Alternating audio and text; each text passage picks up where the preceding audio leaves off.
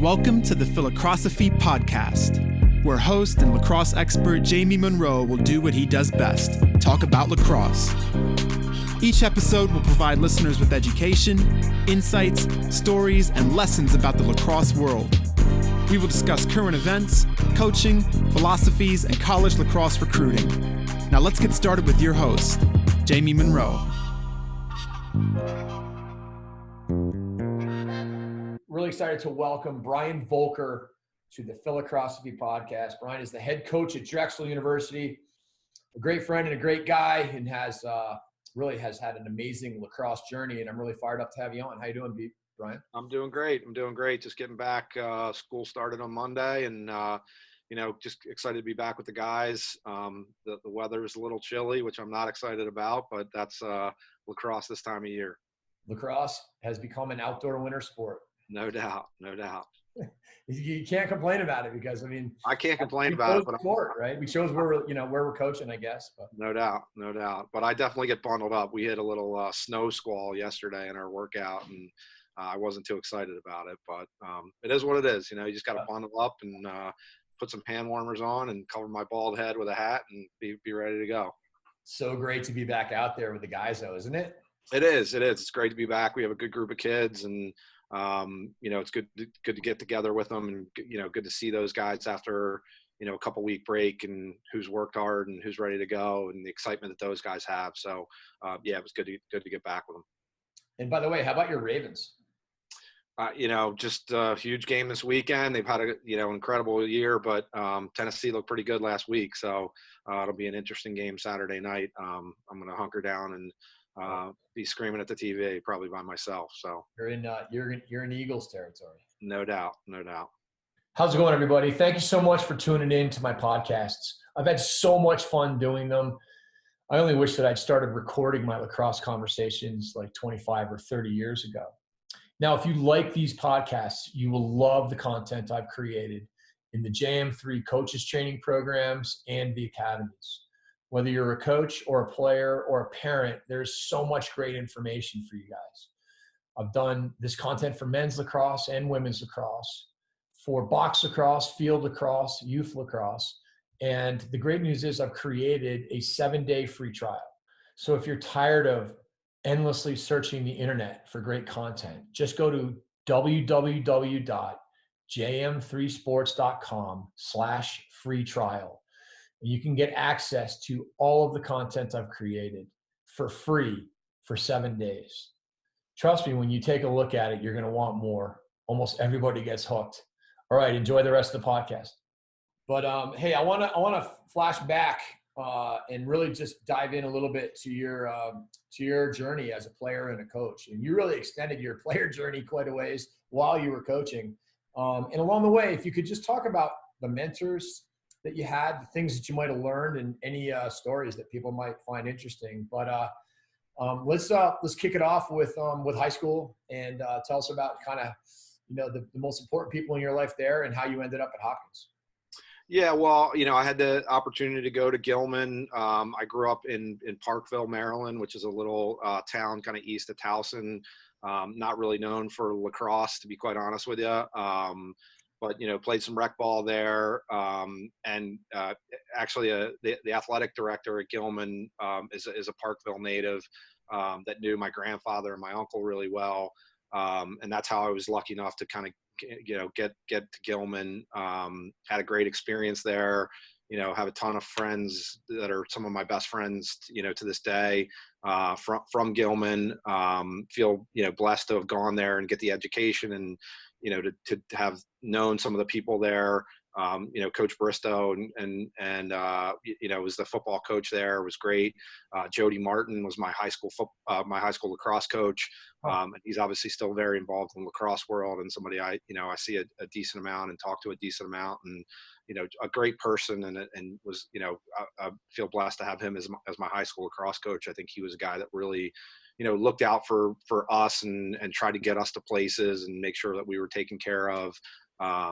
And it was one of the reasons that I got hooked up to go to Hopkins, I think, because Jody did some work on my end and helped me do that stuff. So it was feel blessed to have gone to a place like that. I think it's a great place with a lot of great people, and again, a lot of great friends there. Great lacrosse tradition. I mean, the players that were kind of coming through there in the 80s was pretty off the charts. I can think of like the Simon. Yeah, you played with some guys that were a little bit older than me that went to Brown. Yeah. That were, Billy McComas was a great player. There was a bunch of Carolina guys that were great players right before me. Yeah. Some guys, my year, Brooks Matthews, who was the coach there for a long, long time, played at Carolina. A bunch of my buddies played college lacrosse. We had a lot of guys my senior year, and the guys the year underneath of me that played either at the Division III or the Division I level. And then obviously there were some great players that came through there after I was out of there. So it's a great place, not only, sports wise, but just, so many great people. The headmaster that was there when I was there, Reddy Finney, just passed away, and just a legendary guy that played, went to Princeton and played a bunch of different sports and just created this like incredible culture, and everybody fed off of that. Gilman might have the greatest wall of any school on the planet.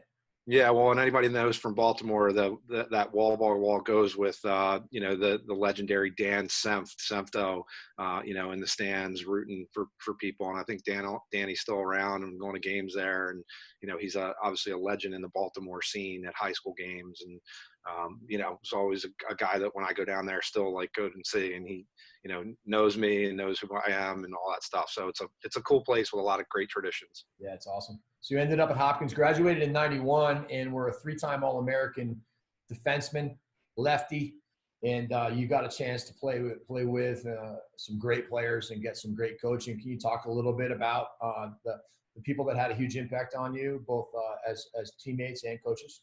Yeah, well, when I was at Gilman, I got recruited. There were really only a couple of places that I zeroed in on and was lucky enough to get recruited by Hopkins and get a scholarship. Coach Zimmerman offered me a scholarship to go there, allowed me to do it. I couldn't have done it without the scholarship. So I'm, feel lucky with that. Coach Tierney, Bill Tierney was the assistant coach and was one of the guys that helped recruit me through that process. Played for Coach Zim for 3 years, and then Tony Seaman came in my senior year and worked with him. John Hawes was there for all 4 years that I was there. Was a defensive coordinator. At Hopkins, we always had volunteer assistants. That was back in the day when you could have as many as you want. And, the Hopkins always had a bunch of guys, through that process. Brian Holman, who's out at Utah, was one of the volunteers there. John Krumenacher, Coach Cowan, Joe Cowan was there for many years that I was there. Dennis Townsend, there was a lot of great lacrosse minds kind of in and out of that place. So, obviously, same thing. I feel blessed to have gone there. It's a great place. I had, incredible experiences there. Probably had too much fun off the field with my crew. A lot of great people. I just can't even list the number of great players and great guys that I played with there. Still drives me crazy that we didn't win a national championship while I was there. To this day, it's a long time ago, but still drives me crazy. But yeah, played with some awesome guys and great players. That's for sure. So tell us a little bit about what Coach Zim was like to play for and what you learned from him. Because you're a coach now, and so you've probably taken little pieces, from everybody. Yeah, I mean, Coach Zim was always super organized. When I was there, focused a lot on the offensive end. To be honest with you, him and I kind of butted heads a little bit. But I think a lot of it was him, just the expectations that he had for me, and wanting to see me be a better player. But he was a great offensive mind. Was super organized. Had his way of doing things. And again, we had some really good offensive players and offensive schemes when I was there. So I think he gave a lot of Coach Hawes gave him a lot of leeway to run the defense, and that's definitely one of the things that I learned is to hire good people and let them do their thing. When you saw what Coach Zim let him do, But, a really good culture, and, there's still practice drills that we use. Maybe they're out of date, but I still use some of them. You're right. You pick up things and you kind of like put them in your catalog, and you always kind of use things from smart lacrosse people. That's what I try to do. That's for sure. How about Coach Seaman? You only got him for 1 year, but what a great guy and a great lacrosse mind in his own right. Yeah, same thing. I mean, very different personalities, and anybody that knows Coach Seaman knows what an overwhelming personality is, and what a great just magnetic personality, and funny, and just true to himself and true to who he is. He changed things around a lot. My senior year, we did things a lot differently, but again, it was good to see a different kind of perspective, a different way to do things. And it helped me realize that there isn't one way to do it, right? There's a lot of different ways. And I think one of the things that I've learned as a coach is you just have to be yourself. You have to, kind of whatever your personality is, you have to be yourself. And that change, that, the difference in 1 year to the next, showed me that you can be successful in different ways, and doing things differently. Now, obviously, you did play with a ton of great players, but the one I want to hear some stories about is the current Hopkins head coach, Dave Petramala, who you played with for 2 years. Really, arguably one of the best players of all time, much less one of the best defensemen of all time. Yeah, I mean, Dave was obviously somebody that we all looked up to. When Dave and I played together, not only in college, but we played club together, and we played on the U.S. team together. I say it, I've played, and this is not a knock on anybody. It's just high praise for Dave, and he was the best player that I've ever played with or against. He's a guy that from the defensive end just affected things so much. He was, just talented, had kind of this, in a nice way, mean streak to him, a guy that wanted to compete, that wanted to like dominate people, and could go out and cover the best players, and not only just cover them, but like really, dominate those guys. He was great off the ground. He was a great communicator, really great athlete. Just a tremendous player, and definitely somebody that, I try to take pieces of his game. There were certain things I couldn't do that he could do, but there was, definitely things that you try to take from such a great player, playing with such a great player. But yeah, I played with and against some pretty great ones. But Dave was, is right at the top of that list. No doubt. I got a question for you. Back then, takeaway checking was part of what made you great. It was like you weren't going to get scored on, but you were also going to be taking the ball away. And over the course of time throughout the 90s, the Princeton defense came in, everything became cross-checking. Everything became early slide, no top side. Would rather slide than give up top side, and checking was kind of out. Yeah. And it worked. Obviously, Princeton, won 6 championships with that. But what was it about? I feel like there was, and I have theories on it too. But what was it about those days beyond just coaches allowing you to do it that allowed for players to have a repertoire? Kids have never heard of all the checks. Right. Just rattle off checks for a second, just for the hell of it. I was never really one of those takeaway guys, to be quite honest. That was never really the thing that I did. I had an occasional like over the head, and I was a big like slap rap, more of a body, more kind of like the newer, the newer like position guys. That was more my game. I just wasn't good at it.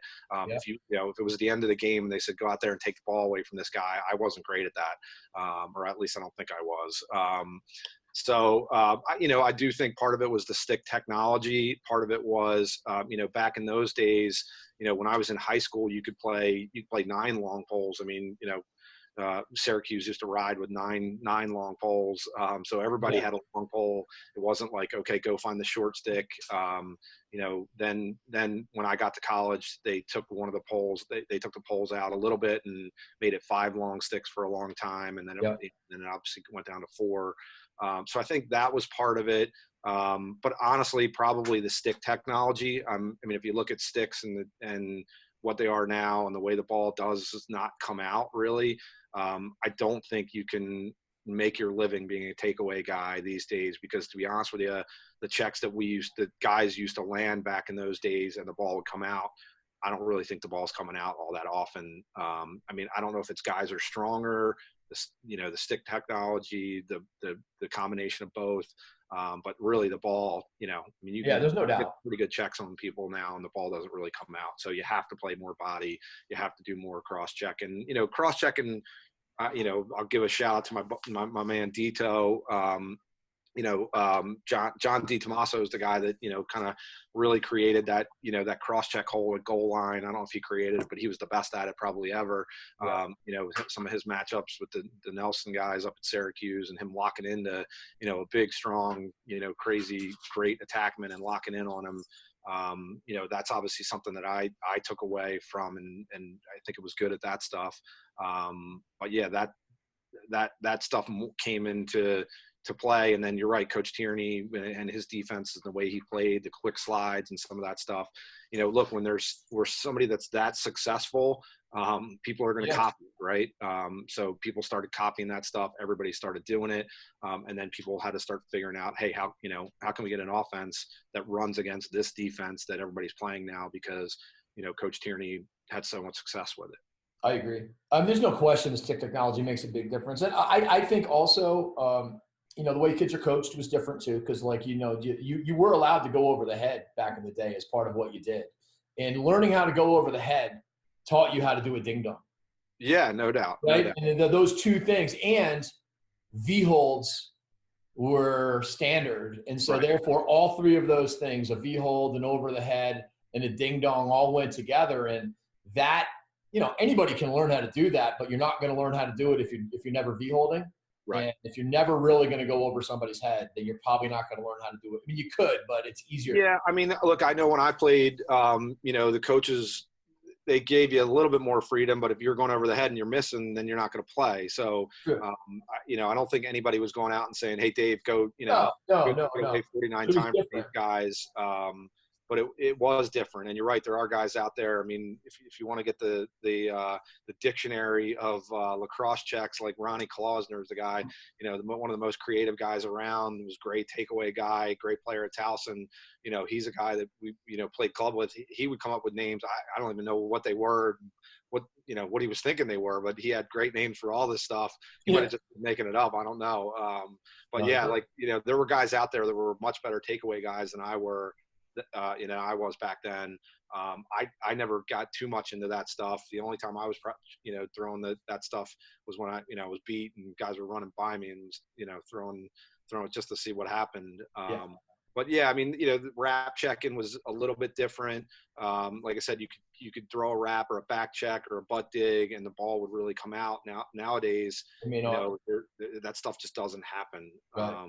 And yeah, part of it is, I think, our game has become, as coaches, we're doing a lot more. And when you do more, you break things down, you kind of take away some of that creativity, that some guys have. I mean, I know for me as a coach now, if we had a guy that could come in and was really good at it, a couple of years ago, we played against Villanova. I would do our scouting report.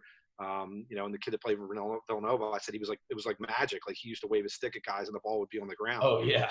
I didn't know how he did it. The kid Carolinus.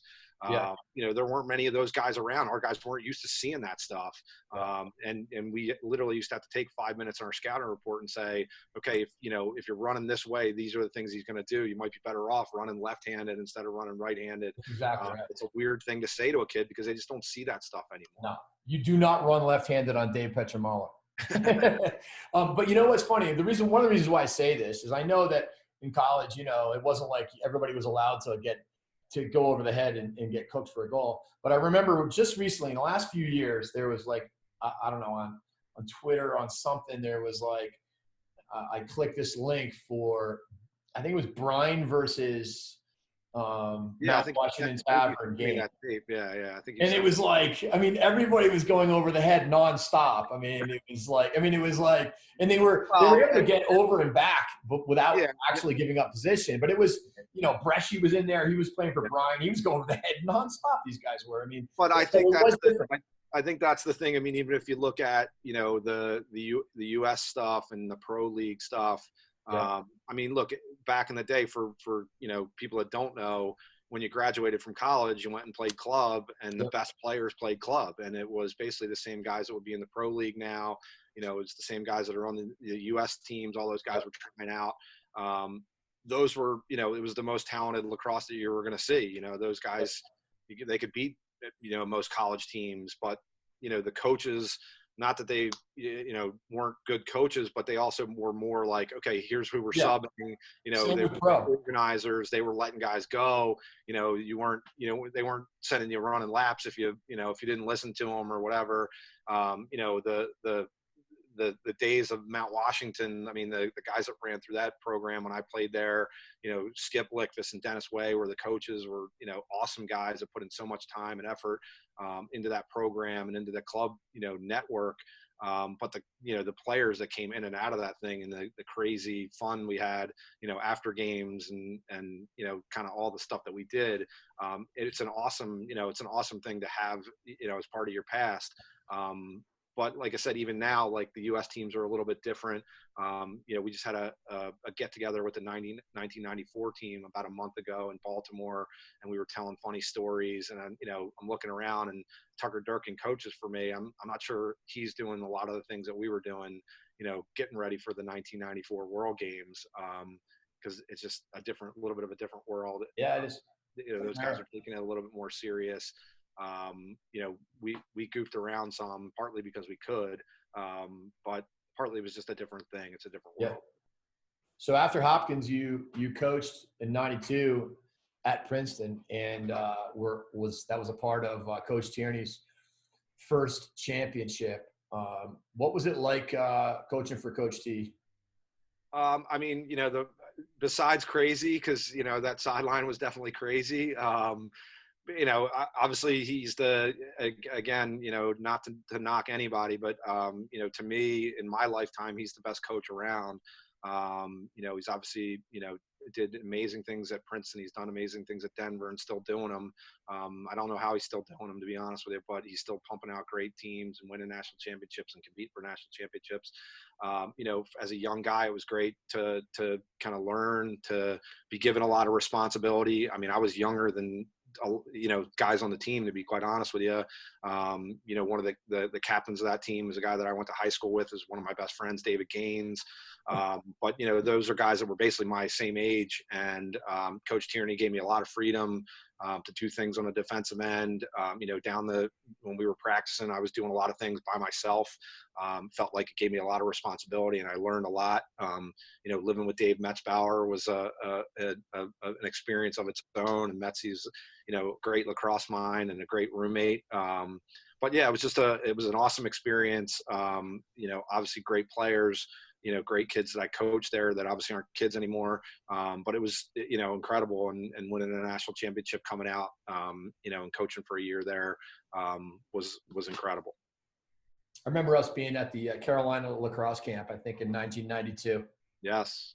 91, I think it was. I think it was 90. It was right when I graduated. Well, 91, but then I think 92 also, because I remember saying to you, like, well, folks, you won a national championship. Pretty much done it all. And you're like, yeah. Yeah. And I got out of coaching for a little while. I thought I was going to go out on top. Yeah. So, but yeah, it was, such a cool experience. And Princeton's obviously an incredible institution.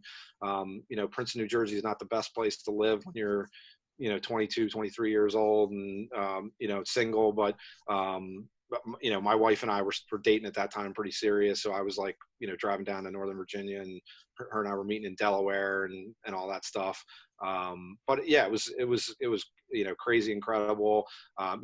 Dave Morrow is a really good friend of mine because of that experience. Dave and I have gotten, to be great friends. And really a lot of that started because, me coaching there. There's guys I still keep in touch with. Mike Mariano is a guy that played defense there. Like I said, David Gaines is a really good buddy of mine. And it's great seeing all those guys. Again, there were some super, super talented players. I think it's funny because people, look at those teams and say, Coach Tierney won without as much talent as some guys. They were pretty talented group of players there. There was a lot of like all-time great guys, on that team. No doubt. All right, so you got out of coaching for a little while, and then fast forward to kind of when you got back in, and what was your trajectory as you moved up before you ended up at Penn? Yeah, so I was, I was out of coaching, and I'd always kind of stayed in touch with Coach Seaman at Hopkins. There was an opening there. He kind of gave me a call and asked me if I wanted to get back into it. I think maybe to the chagrin of my wife, I did. It was something that I'd always kind of like thought about doing again. I think it was good to get out of lacrosse for a little while and see what the quote unquote real world's like, and have some real world experience, and some sales jobs and doing some things.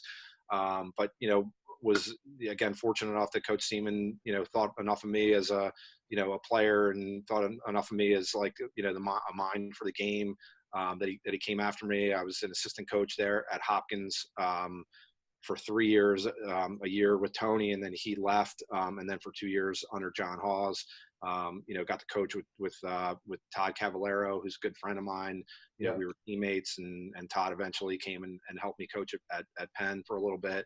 But again, dealt with some really good kids, some great players, had some pretty good success, went to the Final Four twice. And then, Coach Hawes left and went down to North Carolina. I got an opportunity. It was a little bit of a strange opportunity and a different opportunity. I'd always wanted to be a head coach, and a lot of things I heard in the interviews that was like, hey, we think you did a good job, but you don't have any, head coaching experience. So I took a little bit of a gamble, and took an opportunity with the new then first year of the pro league, with the Bayhawks, and was able to do the first draft for those guys, and be the coach there for a year. And then things kind of went a little bit sideways, to be quite honest with you, with the management group there. And then I got out of that, and was lucky enough. I was kind of scrambling, to be quite honest, for a summer, with young kids and a wife, and I was playing in Boston, commuting from Baltimore, trying to figure out, what my career path was going to be. Was lucky enough to get the job at Penn. Was there for, I think, I'm not great with dates, 7 years. And what year was that, like 2002 through 2003 through 2009 or something? Something like that. Yeah. Don't quote me on that, but something like that. Yeah. So, and then obviously I've been here at Drexel for, I think this is my 11th year coming up. So, I say it all the time, Philly's a great place. The Eagles fans drive you crazy. The cheesesteaks are really good. But super happy here at Drexel. Feel like we've had some success, had some really good kids through our program.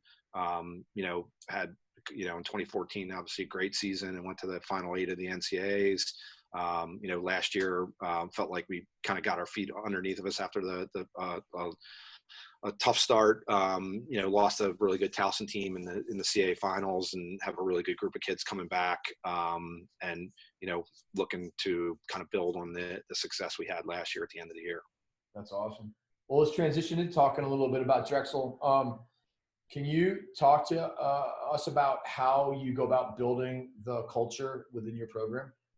Yeah, again, I'm one of those coaches. I say it to recruits all the time. Like, we don't look for, we're not like a system program, right? You don't have to be this size as an attackman or do these exact things as a D guy. For us, we try to get the best kids, the best players, the best kids, hard workers, people that want to roll up their sleeves and kind of buy into the things that we do. We've always been a late recruiting group. People ask me about the new recruiting rules all the time, and I think they're great.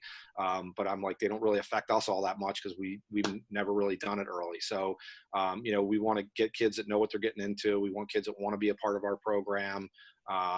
We want kids that want to work hard, that make lacrosse a priority, that like playing lacrosse. As a coaching staff, I try to always remember that lacrosse is a game, and that it should be fun, and you should laugh a little bit. Obviously, there are some things that you have to do that aren't the most fun, but you also want to try to create a culture where kids want to be here. They want to be a part of it. I say it to our guys a lot. It's their team as much as it is my team. And, we want to just create an opportunity for kids to come in, work really hard. Not everybody's going to play, but we give everybody an opportunity to show us what they can and can't do. So there's some times when that's been great and it's worked really well. And there's some times when you scratch your head and you're like, whoa, what am I doing? Am I doing this right? We're not, the kids aren't responding. But again, I do think this is a good place to play. I think there's really good kids in the program. I think again, in the past 10 years, we've been in the CAA playoffs 8 of the 10 years here. We're always kind of scratching, clawing, and fighting for that CAA championship. And, our goals here are always to win our conference and to go to the NCAA tournament. So you were a three-time All-American defenseman, have kind of coached defense all the way through. And now you've got Tucker Durkin, one of the best defensemen of this era. Yes. As a defensive coordinator. How do you do that in the sense of, like, there's things that, you believe and there's things that he can do, and you had the opportunity to have a guy like Coach T, who's he might be the best defensive coach of all time, and he let you have some autonomy. How do you balance that for you?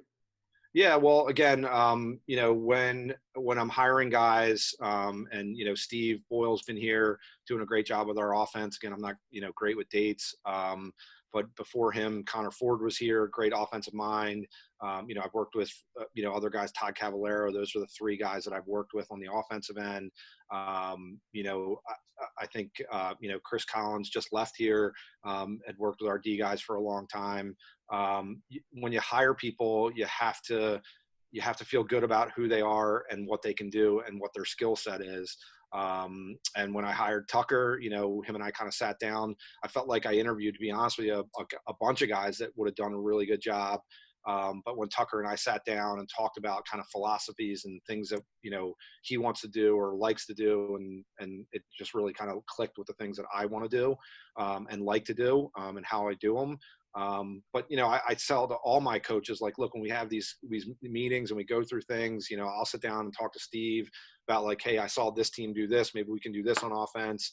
I'll sit down with Tucker. I'll sit down with, Todd, who's our Hodson, who's our volunteer right now, and talk about face-off stuff. I try to be involved in all parts of the game, but I really want to give those guys autonomy and let them do what they're really good at. I say it all the time in our meetings, like, if we're going to do things, I don't want you guys just to shake your head and say, yes, let's do it your way. Let's all sit down, kind of hash through what we think's good, what we think's bad, how we can attack people, how we can defend people, how we can, be good in riding and clearing. And then, once we kind of like get it all squared away, then we kind of go all be on the same page with the kids. But I don't need somebody just saying, yeah, that's the way to do it. I want different opinions and different way to do things.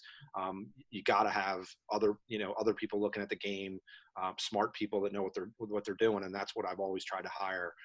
So yeah, I'm going to give Tucker a lot of autonomy. Somebody asked me how he's doing. I'm like, he's doing great. We haven't gotten scored on yet. But he's got obviously a lot of respect from our kids. He's done a great job recruiting. His name out there right now is as good as anybody's. He's as good a player. He's a fantastic defenseman. He's got every accolade that you can think of for a defenseman to have, right? So hopefully that carries weight. Our guys will listen to him. I think he's got a great eye for the game, and he's done a good job teaching that stuff to our guys so far. What would you say the way you guys play defense is, just big picture, 50,000 feet? What's your philosophy on defense? Well, I mean, again, it's the same thing. We always want to be, we always want to play hard, be aggressive. I know a couple years ago we ended up playing all zone because, like, we just kind of had to do it with the way things worked out and the personnel and stuff like that. So again, my philosophy again is, like, to figure out who we have and what they're good at. If there's a great takeaway guy that's in our program, we'll kind of let him go to work a little bit. If we have, guys that are more off ball guys, then all of a sudden you throw in zone stuff. So it's really depending on, on who we have and, who's healthy, who the leaders of the program are. But ideally we'd love to be a man-to-man, play aggressive, get all after ground balls, have some guys who can clear the ball. Last year we had some short stick D middies that were, a couple of the guys we recruited as offensive guys, and they ended up being D middies for us. but they made some pretty good decisions in transition. So we ran a lot of early offense with those guys, or kept those guys in if we thought we had good matchups. We're trying to figure out if we can do that again this year. And if we can't, then we got to, figure out how to make up for some of those goals. So every year is a little bit different, a little bit different on offense, a little bit different on defense, a little bit different in the middle of the field, how we ride and clear. But again, I think as a coach, I always try to make things pretty simple. Like I said, I think there's a lot of different ways to do it. If you just get really good guys that really want to be a part of it and want to buy into what you do, I always try to give some guys freedom to do things that they're good at, right? We have a great Canadian guy, we're not going to ask him to run down the alley right-handed and score from 10 yards out right-handed. It's just not what he's good at, right? Not going to work on righty alley shots with your lefty Canadian goal. Yeah. So we try to do those things. And again, I think if there's anything about our program that I think stands out is we just want to get guys that like it, that want to be here, that are laughing a little bit, that are having fun, that want to be a part of this thing. And then we can always tailor, some of the things we do, the specifics on defense, how we play, the zone, the man-to-man. We can do that stuff depending on the year. I think the other thing, I guess the other big kind of key defensively for us is, I'm a big believer in trying to make the offensive players do things that they're not good at. So if you do have a great goal scorer, make him be a feeder. If you have a great right-handed, this guy that does this thing, try to make him do it left-handed. We definitely play a base defense that's very similar, I would say, throughout the year, but we definitely tweak it based on personnel of who we're playing, what they're really good at. If they have one great player, if they have a couple great players, if they do this one thing really well, you always try to, my point of view is always try to make those guys do other things. And sometimes there's guys that are really good out there that can do other things, but you try to make those guys do other things. All right, I'm going to ask you a couple questions. V-hold or cross-check hold, which do you prefer? Which do you teach, or both? We teach them both. And again, like I said, I think, I know as a player, I was always much more comfortable with the cross-check hold. Left on left, cross-check hold? No. The left on right. I mean, when you're left on left and right on right, are you going cross-check or V-hold? When you're left on left and right on right, we try to get guys to V-hold. But we, again, there are some guys that just aren't great at it. So, we'll let those guys kind of keep their stick behind them and cross-check them if they're really good at getting their body up and not giving up top side stuff. Again, it's part of, like you say, you watch guys, hit a baseball. There's a lot of guys that stand a different way that can hit, right? So we want guys to be able to do their thing, but there's certain things they have to be able to do kind of within what they're doing. So, if you can keep your stick behind a guy and take away top side with your body, then you can put your stick behind a guy. If not, we'd prefer you to go left on left, right on right, do the V-hold stuff. Right. But I think I know there's some people that are teaching the opposite, that are going the other way. There's some guys that are pushing guys upfield. There's all kinds of different ways of playing it. But like I said, for us, it's you got to know what the basics of the defense are. And once you do the basics, you can get a little bit freelance into how you do those basic things. Right. And to be able to control a guy with your cross check right on right for a while is great. If they get past your bottom hand, then you can get some ball pressure. And it's we were talking earlier about post ups before this conversation started, and how, and I remember Notre Dame did the same thing. They put a righty V-hold on Lyle Thompson. They put a lefty V-hold on Ty Thompson because they want these left on left against these Canadians, because it's just it's an element of ball pressure that you can't have with your cross check right on right. Correct? Right. No doubt. And, with those guys, those Canadian guys that are used to contact, those guys that are so skilled doing that, sometimes they want the contact, right? And they kind of invite that stuff to get the D guys off balance, and then they're getting their hands free. They're stepping back, they're spinning, they're coming underneath, and they're using the D guys pressure away from that. So so there are a lot of times when we play those kind of two-handed box guys. Obviously most of those guys are Canadians, but there's some Americans that are playing like that now, where we're trying to get guys to go, with the V-hold, and that way you get a little bit more stick pressure and get hands. And again, obviously the Canadian guys from their box background aren't as used to, long poles and doing that stuff. When you do it the other way, the long pole doesn't really affect them as much, right? So right, it's like there's no pole. yeah, so we do teach that a little bit, yeah. So, and I know the answer to all of these is both, but how about when the ball's behind, crease slide or coma? Yeah, I mean, again, I grew up playing coma, but our thing has been crease slide a lot. We do, that's the majority of our stuff, and that's really our base defense. And again, the thing we teach in all fall, the thing we're teaching, like starting Monday is our first real practice. That's the thing we're gonna really kind of go through. There's a lot of different ways to play defense now, but the first things we're teaching are to take away the top side, to take away the middle of the field, to slide from the crease. Like I said, I think you can do a lot of different things off of that, but that's what we're teaching right now. Do you feel like you can get better double teams off a V-hold than off a cross-check hold? Yeah, I mean, sometimes it's easier to kind of like pinch guys doing that stuff. But like I said, if you do a great job, kind of like for people who like to post up and you can get up under their arm in that V hold, and then you slide to the guy's back, it's hard to get away from that stuff too. So it's more the dodging player, what he allows you to do sometimes, than it is the guy actually playing the ball off. If the guy plays the ball the right way, it's what if the player keeps his head down, he's posting up, and you don't know what's coming. And to be honest with you, it's one of the things Tucker and I talk about. I think we have to do a better job of when we do slide from the crease, and we do a good job of taking that away and posting it, is staying on that double a little bit more. That's one of the things we're going to try to do this year. What about this one? Okay, in an invert, single invert, do you go man or zone? We do man a lot. And again, we talk to our guys a lot about like how to play the invert stuff. For me, there's, a couple of things that we do, if teams like really get the guy behind and are that slow invert, like here I come, let's set everything up. Let's set up our offense. A lot of times we'll just like fire a guy out there and release him and flush him out. And try to get those guys caught kind of with their feet standing still, and they're not ready to really do anything. Just take away that matchup. So we do that stuff a lot.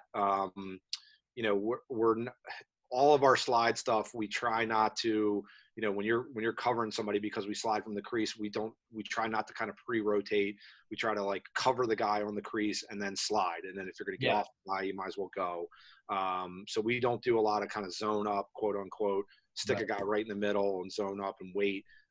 Because I feel like if you do that stuff too much, there's too many guys. It's too slick. Guys are too good at like throwing the ball through and throwing the ball, in on the crease. So we try not to do that stuff. We also try not to slide right from the person. If there's somebody right on the crease, right on top of the crease, we try not to slide from those guys. From the mirror, because either they're going to roll off and, throw it to him and hit somebody. We try to slide from somebody else there. So it doesn't always work, but we no doubt. I mean, there's no right or wrong way. And we've talked about this before. I mean, I kind of know the answers to the questions. Yeah. I mean, look, it's really interesting stuff. And I was curious about evolution, Yeah, and look, again, part of it's like what teams are good at and how they do the inverts, what they're used to. Obviously, there's, we'll go about it, and maybe in the first quarter we'll go early, and in the second quarter we won't. Then change it up again in the third. The guys have to know. Everybody's got to, you talk about it defensively. I mean, you can draw up like all these great ways to play defense. If half of the guys are doing it one way or another half are doing another, it's not gonna work, right? Sometimes it's if all the guys but one are doing it one way and somebody else isn't, it's not gonna work. So you got to kind of be on the same page. You got to know what's going on. I say to our guys, sometimes you can do it wrong if you're all doing it wrong, right? If like you're all doing the same thing, they got to just communicate it. Maybe we're not doing it the way we want them to do it, but hey, some guy just picks it. I'm going to go. I got to go. Everybody else covers up for them. If they're all doing it the same, then you can kind of cover up for yourself a little bit. There's so much two-man game going on the wings out top, and behind. Philosophically, I mean, obviously, again, the answer is all of the above, I'm sure. But when there's two-man games, big littles and stuff going on behind the net, what do you think is the most effective way to play that? Yeah, well, and I think you and I talked about it the other day, for us and, I go back to my box, I played for the Wings for a long time, and I go back to a lot of my box stuff and the way we play defense. And, again, I got lucky to play with a great group of guys and had a guy like Tony Resch as as the coach for the Wings for a long time. But, a lot of the concepts that we played there, kind of getting in hip pockets, not letting the picker get on your back, some of that stuff, we talk through that stuff and go through that stuff with our guys. For us, it's like the closer you get to the goal, the more likely it is that you're going to switch, and the farther away you get from the goal, the more likely it is you're going to be able to get guys through. I think sometimes through, under, or over, or both? Both. Yeah. I mean, under usually, but if the guy doesn't use the pick, you can go over. That's kind of the thought that we always have with our guys. Yeah. I think people get caught up with matchups so much. Yeah. That obviously that's one of the reasons that the two-man game works so well offensively. Yeah. We a lot of times that's not us. We're not like, okay, this guy's got to be on this guy, or we're dead, or So for us, a lot of times it's like, okay, that we want that guy to get a pole on him. If we can keep the pole, let's keep it. If we have to switch, we have to switch, and then we can always slide a little bit early to a guy who's really good. So we don't get hung up with that stuff a lot. And again, the philosophy for us is the farther away you are from the goal, the easier it is to get through and not have to switch. The closer it is you are to the goal, then there's times when it's just automatic and you're going to have to switch. And sometimes those switches maybe even can turn into doubles if you're if you're really close to the goal. Yep. So that's our basic philosophy with that stuff. What do you think about the way people are playing it these days? You're seeing it more and more, but where like, there's some dominant attackman. Like I remember doing this when I was with the Atlanta Blaze. If Rob Pennell or Jordan Wolf or something, we're doing a two-man game, we wouldn't even bother going behind the net with the picker. We'd just keep him right in front. It was almost like a coma version of two-man pick defense, which then allows you to guard 5 with 4 in front of the net and really encourage them to throw. Yeah, we've done that. We don't play a ton. We call it pick soft. We don't play a ton of pick soft. The times that we do it is when we think the guy who's actually setting the pick isn't a huge danger. It's a huge threat. I feel like if you play that pick soft and the guy who's back there setting the pick is a really talented offensive guy and he gets you hung up, then you're in trouble. He's got a big run at you. He can go both ways. He's got his hands free. So if that guy, teams are running the early offense and they're setting picks with poles or setting their picks with D middies that aren't like super talented offensive guys, we'll play that pick soft, let the ball go back there. And then you don't have a guy who's a giant threat pushing a corner on you. You see Denver doing that where they don't even go behind with the shorties like ever. Yeah, I mean, there's teams that do it. Like I said, I think, offensively, when I see teams doing that stuff, I'm like saying to Steve, hey, let's put a guy back there who's really good, who may be really two-handed, a guy who can like make really good decisions, or a guy who can like, maybe he's only one-handed, but he's going to get to that one pipe and he's going to get shot off. You're going to bang a shorty and get a shot. Right. Yeah, for sure. All right, let's transition to offense. I mean, you've had unbelievable success with a lot of your Canadians, a lot of Coquitlam guys too. Yeah, starting back with the Church and McIntosh days and right up to the current days with your current lefty finisher. Yeah. Reed Bowery. Yeah, we had three righty guys with Church and Ben and Cole Schaefer. And then, we went crazy and got this lefty guy from Coquitlam with Reed. And, all 4 of those guys have been great. And, I do have to give Garrett McIntosh a little credit because I think he was the first Coquitlam guy here, even though he was. Coquitlam guys are great guys, man. I'll tell you what, they've got an amazing lacrosse culture there. Oh my God. I mean, everybody's great. Your son, played with those guys. I mean, there's a reason that they're one of the best teams every year. And, you and I have talked about it. Reed really well. I mean, he's just such a great kid, along with being a great player. I say it all the time, like, I don't have daughters, but like, he's the kind of kid you would want your daughter to date. I mean, he's just such a great kid. He works hard in school. He doesn't say anything. He just goes and does his business. I said it to you the other day. He doesn't always do what you tell him to do, but he tries. He tries to do those things. So he's such a great kid, and he's, been such a good player for us. And we're going to need him to have a great year. But yeah, it's been a pretty good connection for us. We're trying to see if we can keep that stuff going. trying to keep that pipeline going. But yeah, we've done really well out in British Columbia. We've had some really good kids from Claremont out on the island. Obviously there's some really good East Coast guys, and we have some East Coast guys on our team right now. There's some great players from Canada, that's for sure. I joke with them all the time. I make fun of the way they talk. Those guys used to drive me crazy when I played on the wings, and they were cheaping you in the neck and cross-checking you and all that stuff. But we've had a ton of success and some great kids, not just great players, but great kids come through here. We obviously want to continue that. So I want to say Reed Bowering, when I first saw him play, my son was playing intermediate lacrosse. It was right around the time you were recruiting him, in fact. Right. Remember this, right? I mean, he was like a junior in high school. It was like kind of late recruiting in BC always. Yeah. Anyways, he was the MVP of the league as a lefty goal scorer. And that year he started getting pulled up to the junior A's, the Adanax junior A team, and they put him right on defense. And he played defense and was defenseman of the year in the league for pretty much every year. I mean, sometimes if he wasn't, it was just because he missed, you guys are quarter school, he wouldn't get back until mid-June or whatever. But here's a guy that played offense all the way through, was MVP of the 17 and 18-year-old high-level league in intermediate lacrosse, and he's been your leading goal scorer for how many years? Yeah. And he's a D-man, and will probably be he'll be the first defenseman picked in the NLL draft next year, and he'll probably be in the top 5 draft picks. Yeah, well, I mean, he's got incredible hands. He's a great teammate. He's, I say it all the time, like when we do any drill or there's any ground ball in our practice, if Reed doesn't come up with it, our guys are like, what's wrong with Reed? Like he gets literally every ground ball in practice when he's there, when he's within, 5-10 yards of a ground ball. If he doesn't get it, our guys feel like he's hurt or there's something wrong because he gets every one. But I know, when he first got here, when he was a freshman, when he showed up in the fall, I asked him if I had to put a pole in his hand. And he did laugh at me and said, no, I'd rather not. But I think if I would have given him a pole, he wouldn't have cared. Like, as long as he was like contributing and playing, when he got here, we were trying to figure out like what to do with him. We played him at midfield a little bit. And then I think for like the first 2 games of the year. And then we were like, we're crazy. We just got to have him in, put him on that lefty spot. But even this year, he came up to me and was like, hey, coach, I'll play some man short if you want me to. I mean, he's a kid that'll do anything. He'll soak some shots for you. Yeah.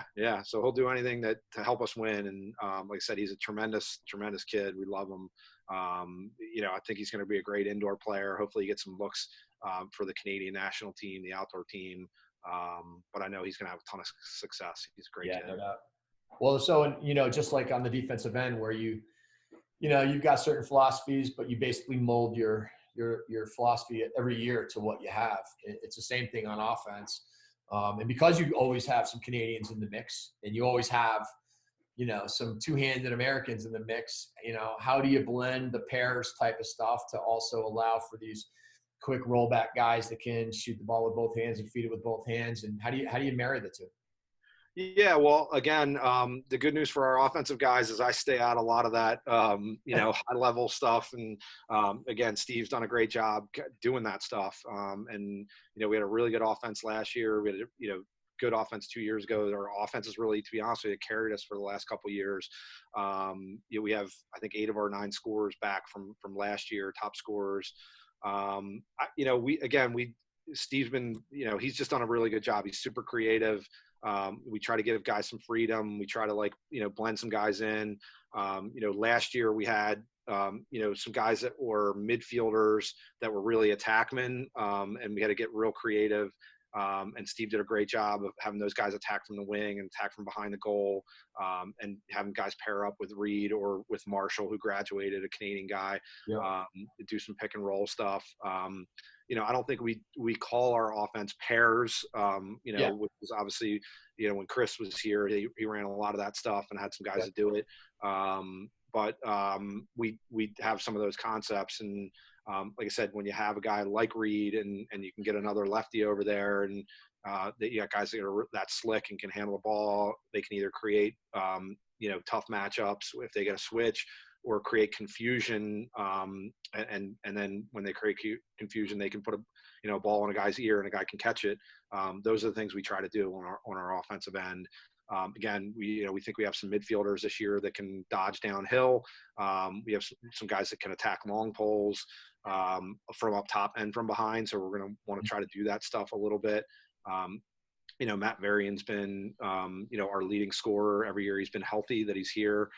He's a real two-handed guy that we give a green light to him, and he goes after people and he's really good at it. So Steve does a great job being creative, putting guys in good spots, figuring out what guys are good at. I know the last couple of years we haven't really run midfield lines, and we've just paired guys together. And when guys are hot in a game or guys are hot in a quarter, you kind of keep them going. So we're going to continue to do that stuff. But yeah, you also have to have good players. No matter how creative you are on offense, no matter how what you do as a coach, you got to get guys that are willing to work hard at it and get better.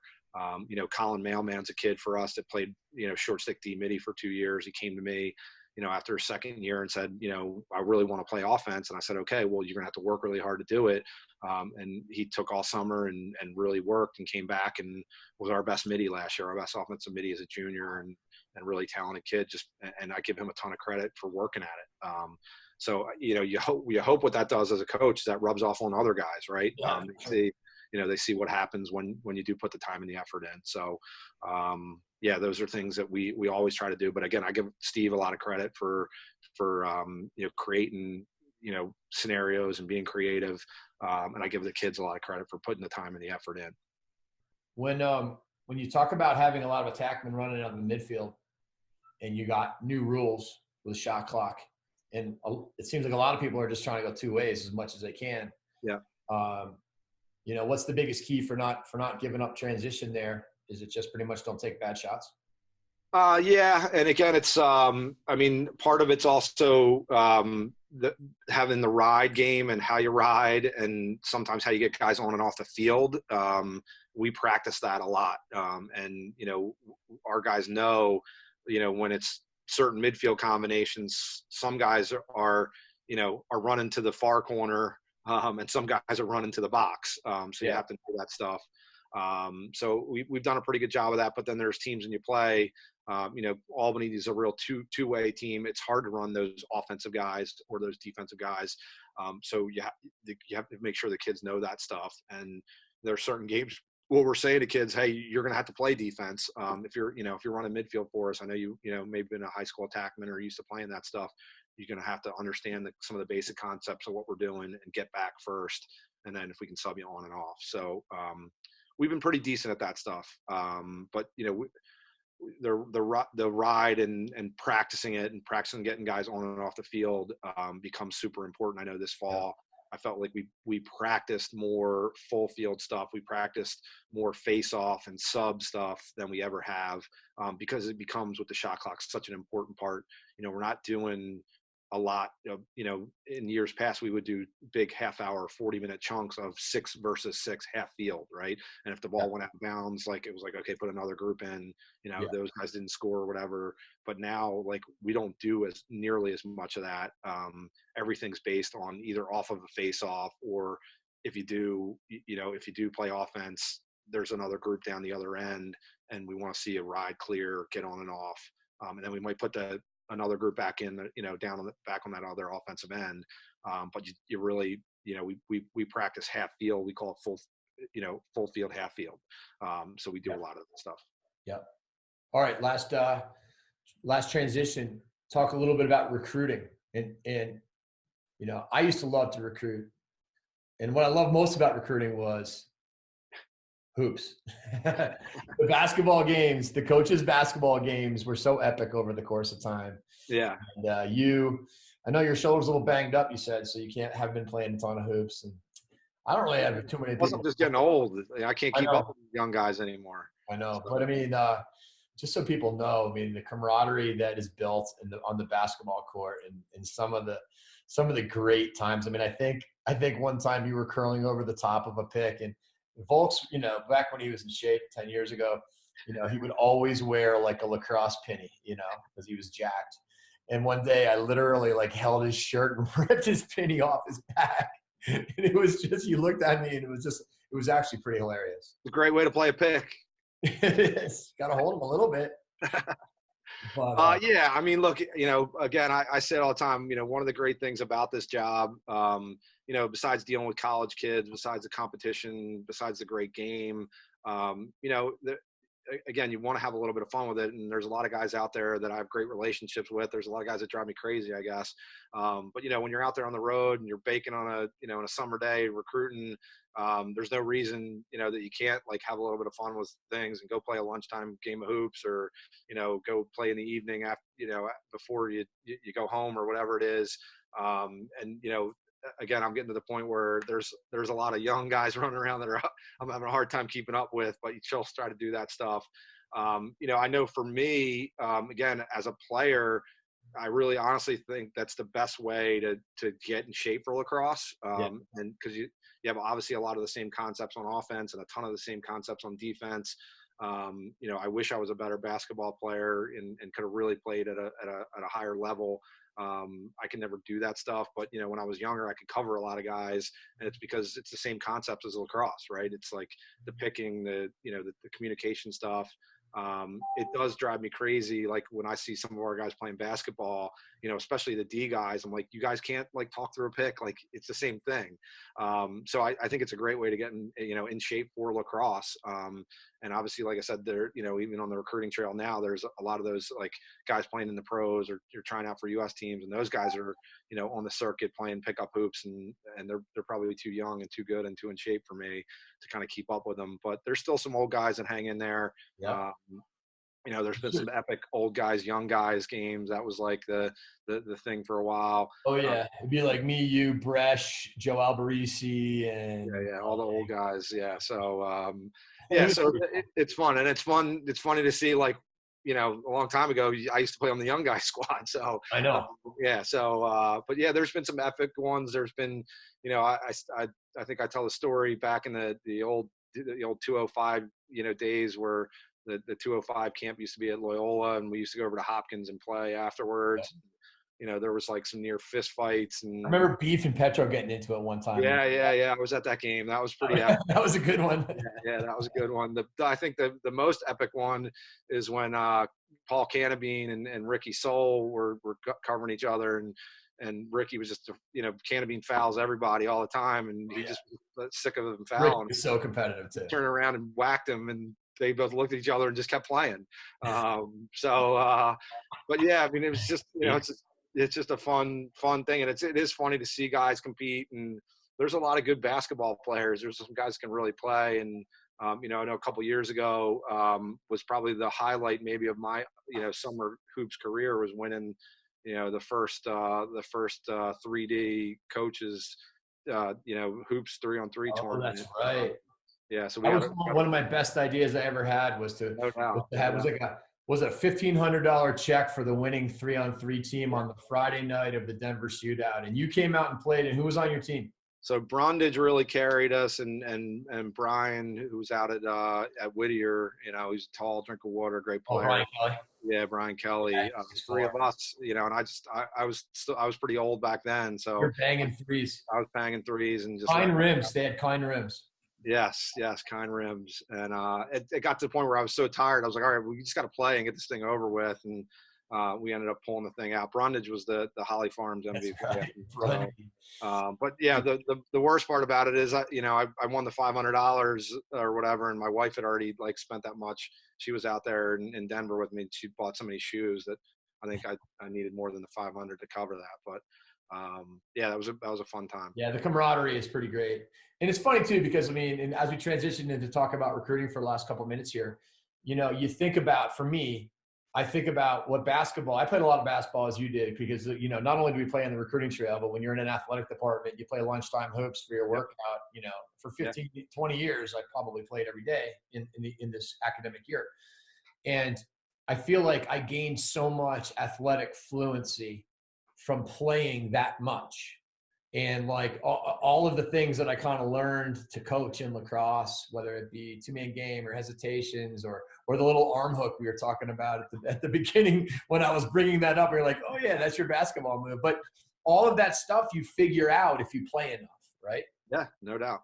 But I feel like as recruiters, if you're like, hey, so we all want multi-sport athletes, and you're like, hey, so what sports do you play, buddy? And they're like, oh, I play lacrosse, and I play basketball. You're like, oh yeah, where do you play basketball? Well, I just play pickup basketball. Right. And you might write it off as whatever, but actually pickup basketball, if you play it, I mean, if our players all played a ton of pickup basketball, how much better of teams would we have? Yeah, like I said, it's the same. It is. It's the same. It's like I said, to me, it's the best way to get in shape, because you're playing a game that's so similar, right? The defensive concepts are exactly the same.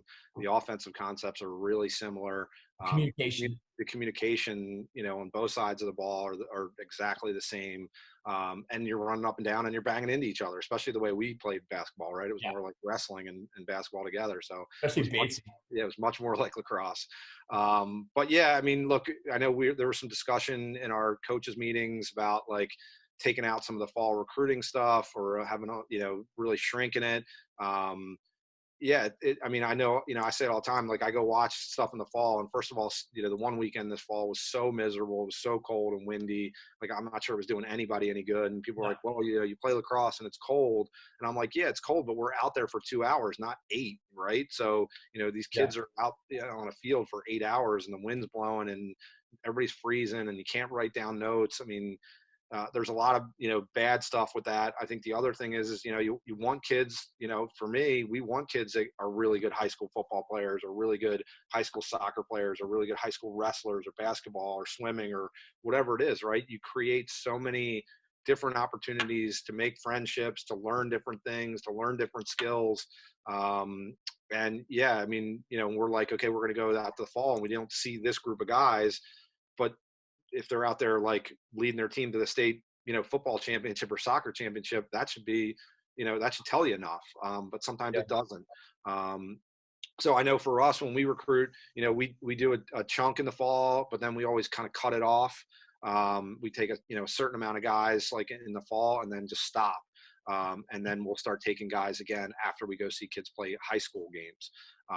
And, obviously it started the summer circuit. So, that's always been our philosophy. Again, we've always done it a little bit differently. As a dad, I never understood why guys wanted to recruit kids when they were 13 and, didn't know what they were doing. So there's a lot of that stuff. Obviously the new rules have helped with that stuff. But I wouldn't be surprised to see, us as a group, as a coaching group, make some sort of change to the fall calendar, change the way, we do that stuff and have fall not as important. And again, not how would you do that? Like, how could it be less important by just reducing the number? I just think you would either make it a dead period or shrink the weekends more. Like I said, we there's a lot of different kind of theories on that stuff. I think less fall recruiting events would be better.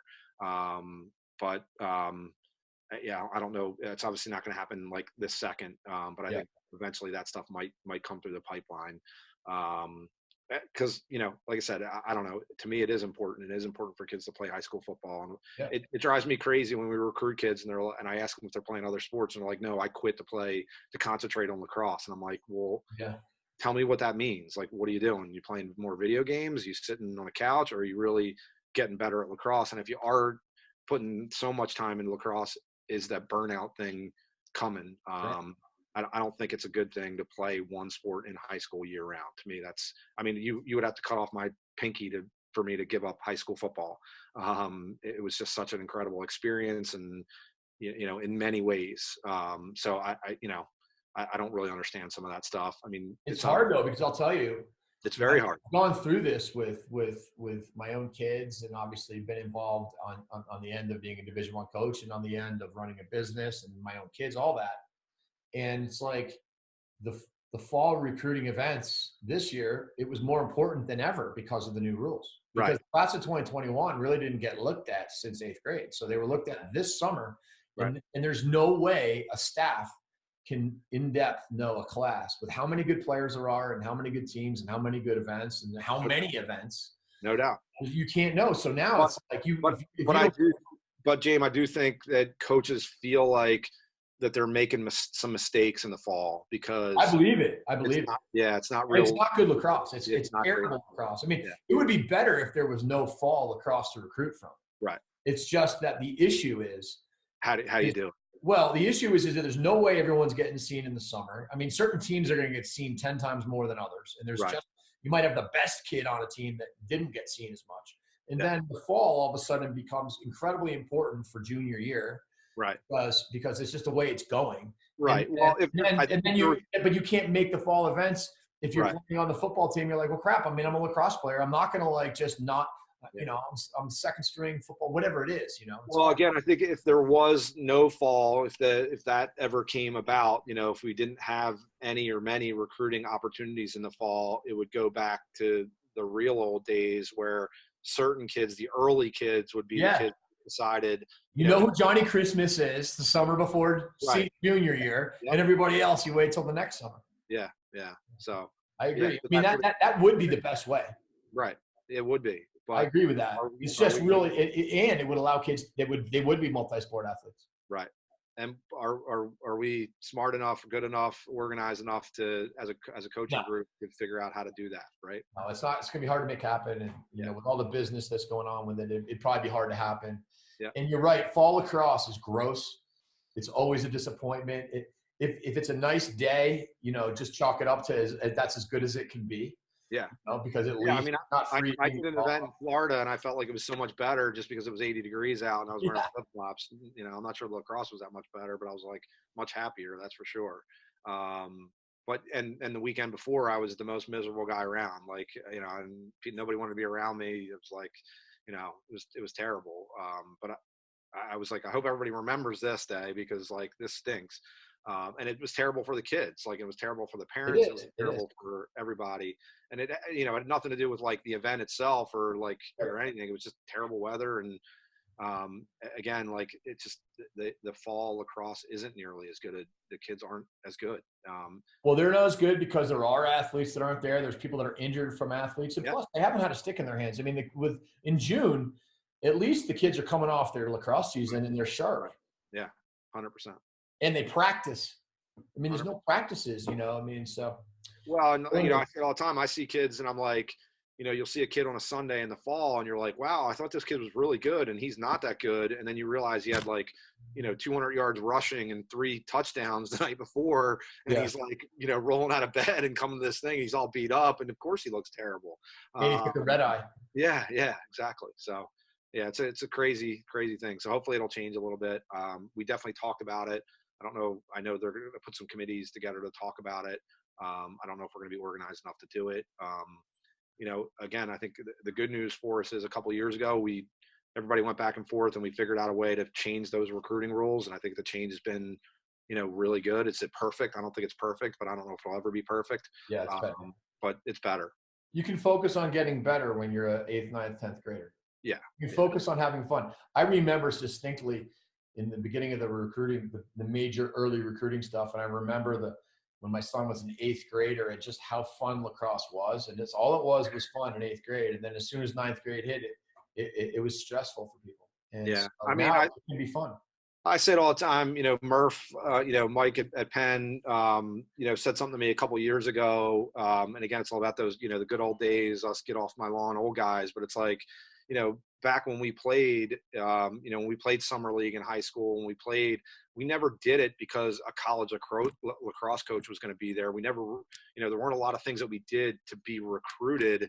Like you just did it because like it was fun and you wanted to do it. You wanted to play and you wanted to play summer league and you wanted to play in this tournament. You know, again, I don't know if it'll ever get back to that, but you know, if we can get it back closer to that, it would be better for our sport. It would be better for the kids and the parents and everybody involved. Yeah, for sure.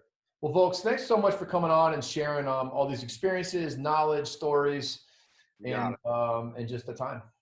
You got it. I'm glad you didn't ask me about stories that I wasn't allowed to tell. So we both have a couple of those. I'm going to set up a whole pay-per-view podcast where we're just going to dive into all that stuff. Sounds good. Stay tuned on that one. Sounds good, buddy. All right, folks. Take care, man. See ya. Later.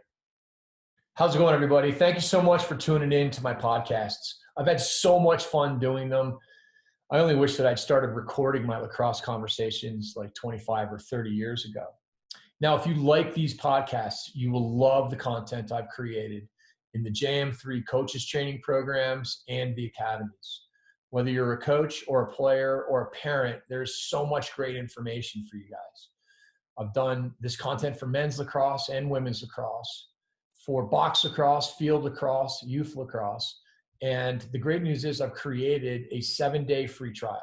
So if you're tired of endlessly searching the internet for great content, just go to www.jm3sports.com/free trial. And you can get access to all of the content I've created for free for 7 days. Trust me, when you take a look at it, you're going to want more. Almost everybody gets hooked.